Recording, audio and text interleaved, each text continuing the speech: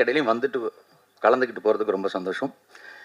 So நிகழ்ச்சியின் துவக்கமாக முதல்ல வந்து இந்த படத்தை பற்றி ஒரு குட்டி அறிமுகம். நீங்கள் எல்லாம் பார்த்தீங்க, நல்லா இருந்துச்சு. ப்ரெஸ் மீட்டிற்கு வருகின்றுள்ள திரு ஜெயராம் சார் மற்றும் அம்மா ஊர்வசி அம்மா, மிஸ்கின் சார், வான்ராஜ் சார், அப்புறம் அனந்திகா, சஞ்சனா, சாண்டி மாஸ்டர் மற்றும் அனைத்து டெக்னீஷியனையும் எங்களுடைய சுபாஷண்ணா சார்பாக வருகின்று வரவேற்கின்றேன்.